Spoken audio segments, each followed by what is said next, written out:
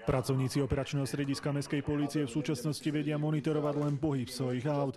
Ponovom budú poznať aj situáciu v okolí služobného auta. Môžeme vidieť na monitore polohu tých našich služobných motorových vozidiel, na ktorej ulici sa nachádzajú. Použitie kamier služobných motorových vozidiel zasa môže umožniť vidieť reálne ten zákrok celý. Nový kamerový systém zapožičala izraelská firma zatiaľ len na skúšku. Jedna kompletná sada stojí približne 100 000 korún. Kamery dokážu sledovať situáciu pred autom i za autom. Zavedením kamerového systému sme sledovali zvýšiť nielen bezpečnosť v uliciach, ale aj bezpečnosť mestských policajtov. Jedna sa nachádza v prednej časti vozidla, druhá je v zadnej časti vozidla. Budú spustené non-stop. Kamerový systém by mal pomôcť nielen pri riešení priestupkov či dokumentovaní trestnej činnosti. Sú tu aj veci ako napríklad komunálne nedostatky, ktoré sa dajú kamerovým systémom nasnímať, čiže vlastne nemusí príslušník priamo sa dostaviť na to miesto, ale je to už zaznamenané. Kamerový systém by chcela mestská polícia nainštalovať do všetkých svojich služobných aut. Či sa to však podarí, záleží na poslancoch mestského zastupiteľstva,